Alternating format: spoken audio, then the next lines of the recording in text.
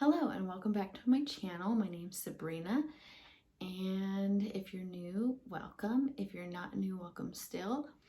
Today I'm going to do something a little different than I normally would put up on my channel and post. Today I'm going to combine 3 things that I really love. 1 being history, 2 being ghost stories, and 3 being makeup. So today we're going to do a little get ready with me while I tell you a little bit of history behind this place and then tell you the ghost stories that come with it. So today we will talk about the Loveland Castle, also known as Chateau La Ruche. I think I'm saying that correctly.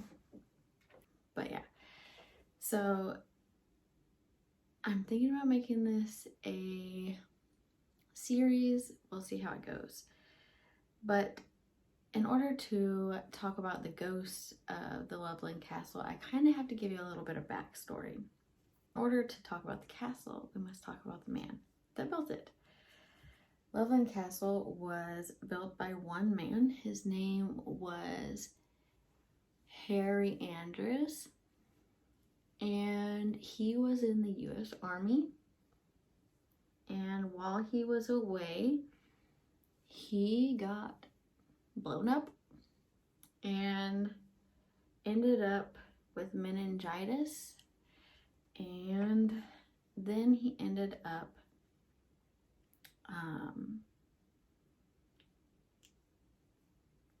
basically, so they thought he was dead for 6 months before he came back to life,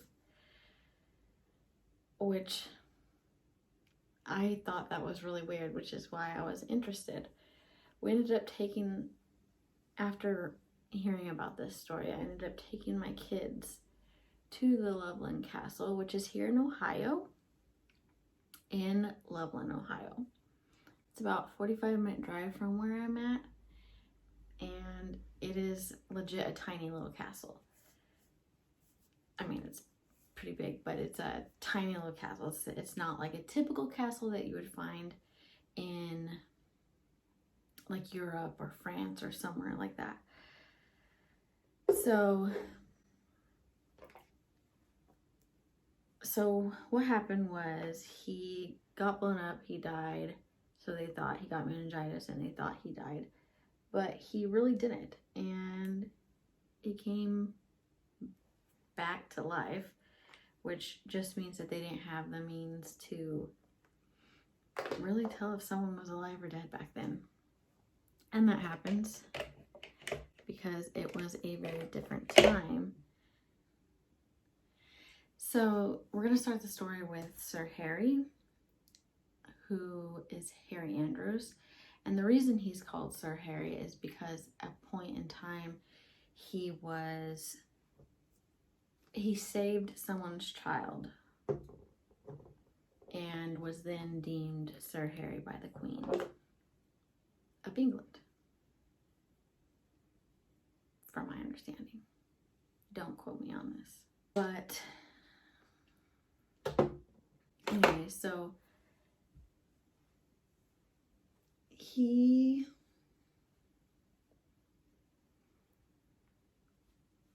while he was deemed dead, his fiance ended up going and marrying his best friend. So this is one of the things where it's like, I could understand thinking he's dead and maybe getting into a new relationship, but to marry his best friend, that I don't see why someone would think that's okay, but it is what it is. And at that point, he decided he was not going to commit to any relationships in the future. Which it's said that it's not that he didn't have the opportunity. Supposedly 50 women proposed to him. Whether or not that actually happened, we don't know. But it is said that he had well over 50 proposals from other women who wanted to marry him. After he got out of the army, Sir Harry decided that he was going to roam Europe and visit as many castles as he could and study them, because he was extremely interested in them. He went to college, graduated. He graduated from Colgate University, and it is said that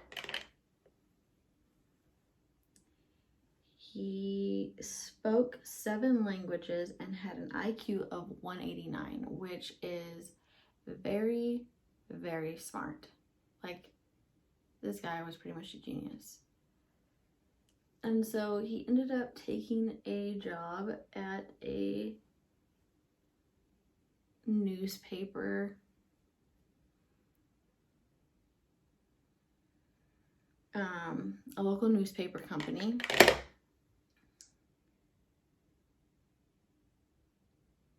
And conducted Sunday school, conducted boys' Sunday school classes. During that time, he kind of made this like Boy Scouts, and he called it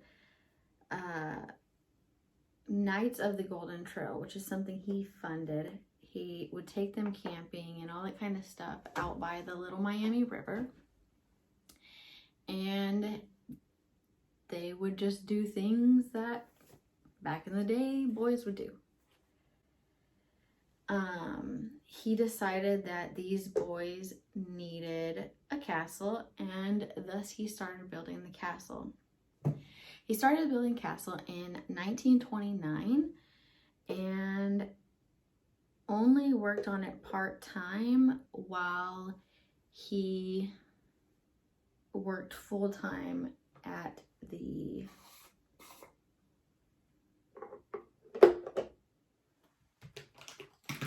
a lot harder than it looks, but he did it part-time until he quit his job at the newspaper place. Well, he didn't quit, he retired, and then started building full-time. So Harry worked on the castle part-time until the age of 65 when he retired, and then he worked on it full-time until the age of 91. During this time, he worked on it mostly by himself. He took pride in knowing that he was able to build this castle on his own, and so he didn't really have assistance other than a little bit here and there from his knights, as he called them. And back then, only boys were allowed to be knights.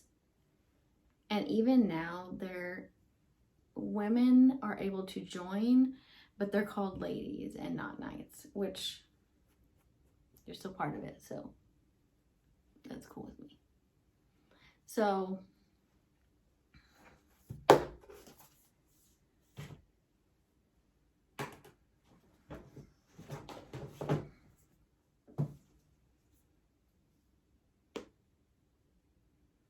unfortunately, at the age of 91, Harry accidentally got set on fire by a pile of garbage that had been caught on fire on the roof of the castle, and it caught fire onto his pants. He eventually ended up getting gangrene in his legs, and that led to his death 16 days later. So luckily, he had taught the knights a little bit about how to like build the castle and maintain the castle, because at least there was someone who could continue his work, legacy, whatever you want to call it. So like I said, with a few exceptions, performed by the young knights, Sir Harry built most of the castle by himself, single-handedly. He brought rocks up from the Little Miami and used waxed milk cartons to pretty much make homemade cement bricks. And he did tally of how many supplies he used in order to make this castle. And in his notes, he stated that over 52 years, these are the things he used: 2,600 sacks of concrete, 32,000 milk cartons, 54,000 5-gallon buckets of dirt, and 56,000 pails full of stone. The castle is currently taken care of by the knights and the ladies of the Golden Trail. He does have, while he was alive, he had people who would come visit him. And so there are other stones from around the world that have been put into the castle, like walls and stuff like that, which is actually really, really cool. When I took my kids there,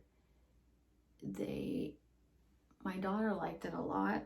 It does have a little dungeon in it, which is really cute, which my son thought was probably the coolest thing about the whole thing. But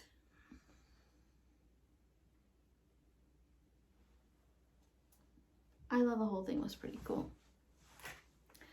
So now that you know the story about Harry, other than my being all over the place, let's tell the ghost stories. Okay, so the first poltergeist is Casper the Poltergeist. And he was the first ghost that Sir Harry saw at the castle.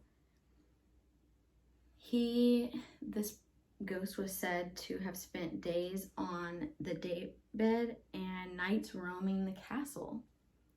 He played tricks on guests, like pounding on the walls, doors, and ringing the doorbell. I don't know about you, but I mean, I would think that's cool somewhere else, but I would not think that was cool at my own house at all.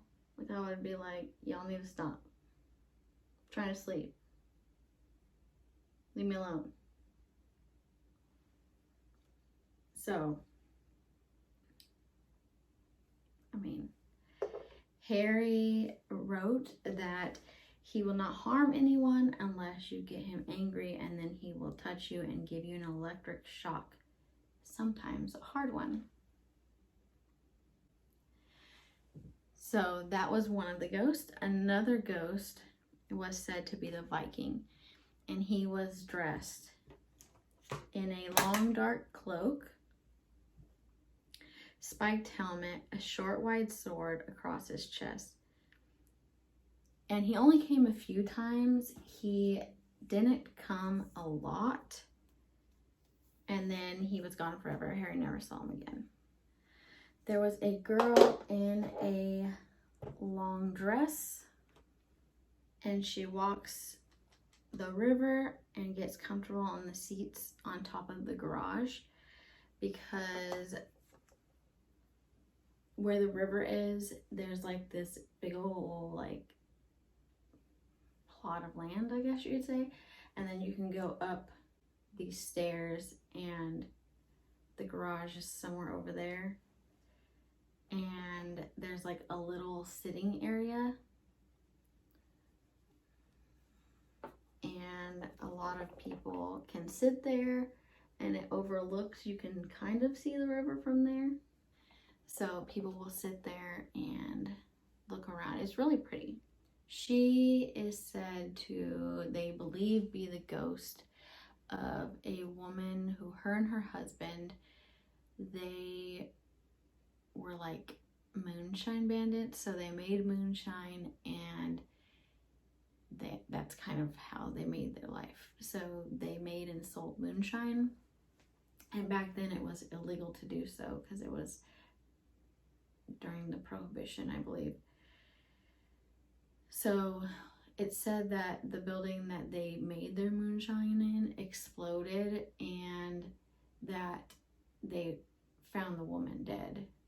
I'm not quite sure what happened to the man, but the woman for sure was dead. So they think maybe she's looking for her husband. And then there's the egg ghost, and this one caught my attention the most because it's kind of weird. So supposedly there was a ghost, and it was the shape of an egg, and all you could see was like eyes and a mouth. And so this kind of just reminded me of like maybe a big orb. I don't know, I'm not quite sure, but just when I was reading about it, I thought it was very interesting. So it was shaped like an egg. The eyes were on the like smaller side. So you know how an egg kind of goes like this? Well, the eyes were up here. It was transparent like plastic. It lived near a willow tree that used to be there. And it would only speak to Harry, no one else. So if someone else would speak to it, it would disappear, and then Harry would have to like call it back, kind of like a little puppy, like kind of beg it to come back, and he would talk to it. He kind of called him a skittish little puppy. And then he claims that thousands of people saw it. And unfortunately, when the willow tree died, so did this ghost. It never came back. He never saw it after the willow tree died.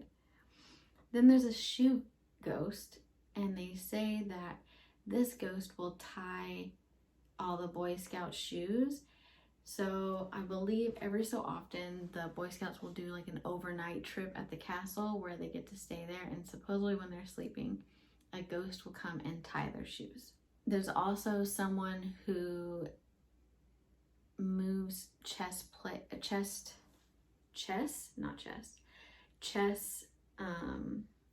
are they called?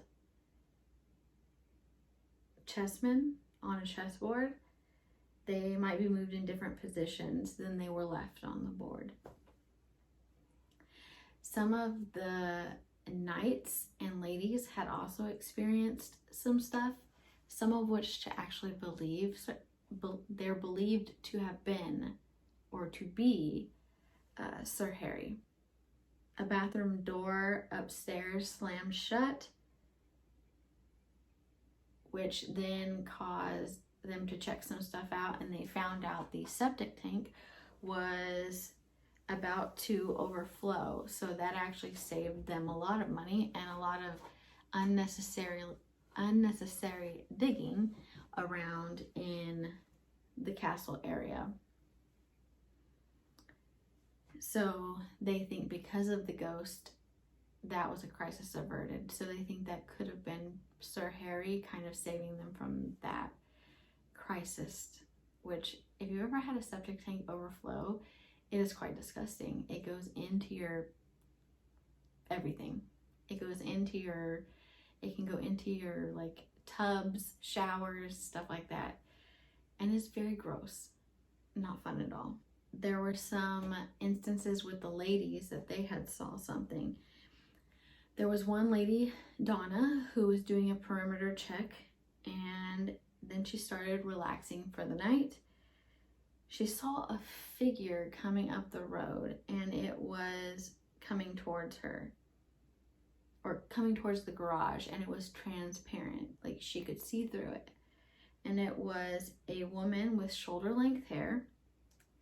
This is the lady in the white dress, and she had a long billowy gown. Lady in the white dress. She approached the garden near the female knight, then she disappeared. So they think it's possible, like I said, that she was the Moonshine Bandit, that when the Knights went to investigate the exploded cabin or whatever it was, they found her dead among the rubble. She was found under a whiskey barrel. Forgot that part. The ghost has since been seen by several knights and ladies, as well as visitors. So multiple people have seen this person.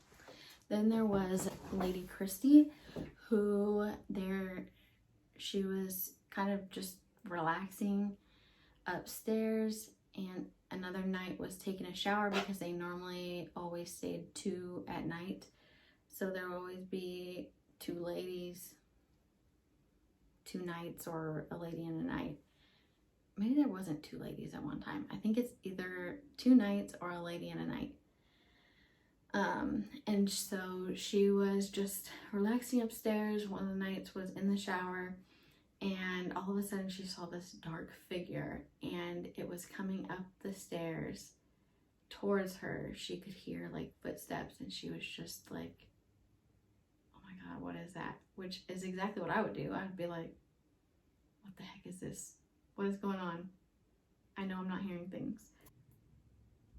She noticed the movement by the stairwell, and as she saw it get closer and closer, she freaked out, which most people would do, and she ran to the bathroom and started banging on the door of the knight. He ended up getting out, and by that time, the figure was already at the archway, and he like disappeared.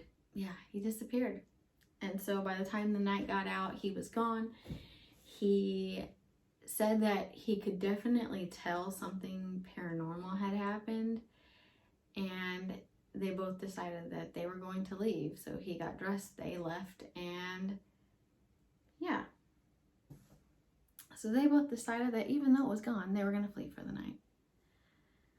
I just realized that I put no lipstick on. Today we're going to try this white and black look. So this is the final look. This is very much based on 3 people that I really love. One being Bailey Sarian, whom I don't know how she makes it look so easy telling a story and doing her makeup. The second is Cindy Black. I believe that's her name. She tells historical stories while she puts on her makeup, which I love her channel as well. Also, it makes it look much easier than it really is to put makeup on and tell a story. And the third being Mr. Robert Welsh. He does his makeup while he tells ghost stories of his followers, which is really cool. And so I decided, hey, let's put all 3 together. Do my makeup, tell some history, and tell some ghost stories that go with said history. So if you liked this content, which I do, I just got to get a little bit better at doing everything all at once, then go ahead and leave a like. Let me know in the comments that you liked and would like to see more. I may do a couple more to kind of see how it goes. But yeah, I hope you guys all enjoyed the Loveland Castle story, Chateau Le Rouge. And if you live in Ohio and live in this area, I think you should definitely go check it out. It's really cool. Like, my kids loved it. I have a friend who, her and her husband took their kids to go see it, and they liked it too. So if you are in the area, I think it would be amazing to go check it out. It is actually really cool to see how one man can literally build a castle all by himself. So to my nieces and my nephews, I love you guys, and I will see you next time. And to all my subscribers, friends, family, all of you, I hope you have a wonderful rest of your day, evening, morning, whatever it is, and I will see you next time. Bye. Bitch. I just recorded this video and I wasn't recording.